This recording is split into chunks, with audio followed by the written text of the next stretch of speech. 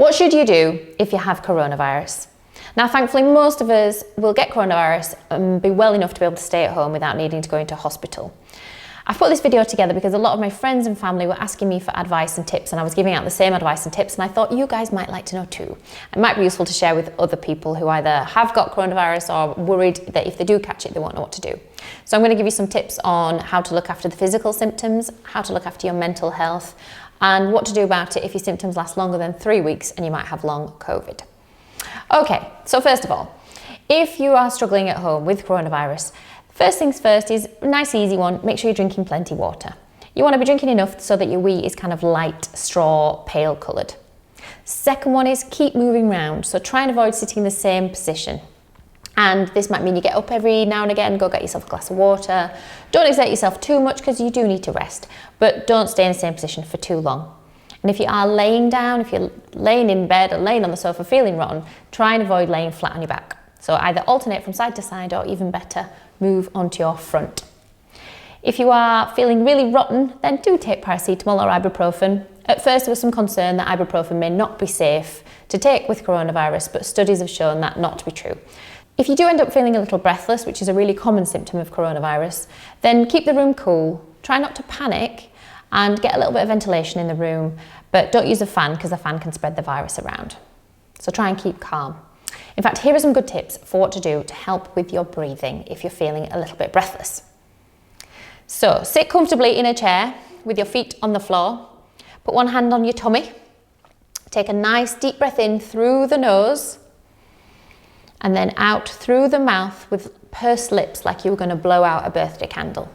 And try and blow out for longer than you breathe in.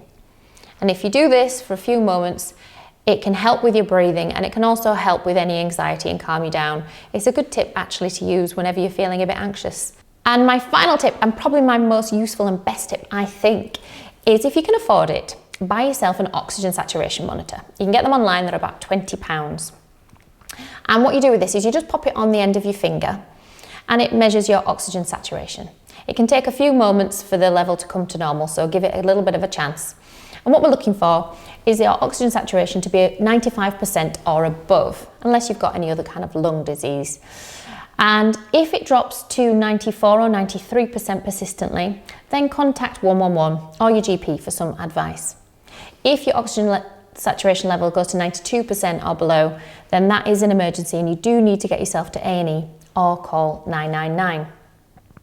We do know that coronavirus is a bit sneaky and some people may not look breathless and they may appear fine, but when we measure their oxygen levels, it's very low. So this is a really good thing to do, even if you're not feeling that rotten. Just keep an eye on your oxygen levels. So that's all well and good, as long as you're feeling not too terrible. So when should you seek help? Well, we've got the NHS 111 online coronavirus service, and that's to be used whenever you're feeling like the breathlessness is getting worse, or in general your symptoms are getting worse and you're not sure what to do. So that's when you should use the online service. Signs that you might be seriously unwell and need to access the 999 or A&E will be things like your breathing suddenly deteriorates, or you can't even finish a whole sentence.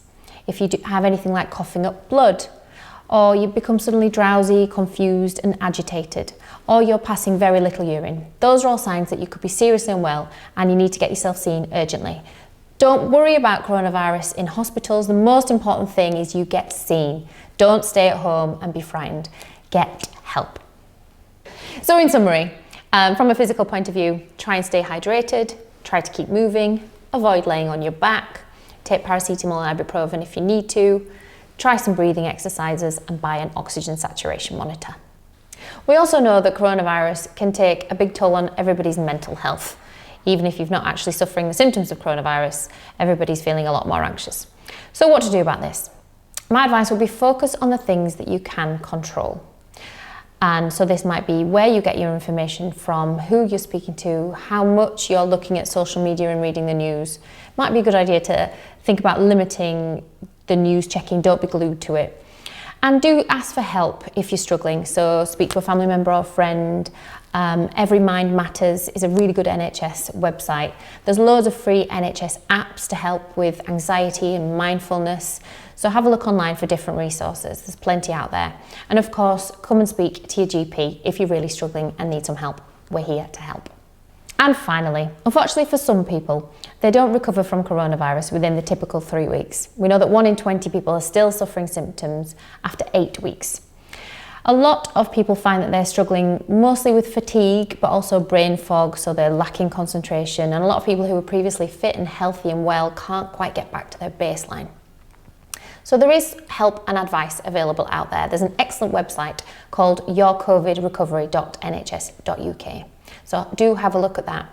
But on a day-to-day basis, I would recommend that you try and pace yourself. Don't set too much up for yourself. In fact, plan your day and you'll find that you can try and make small achievable goals.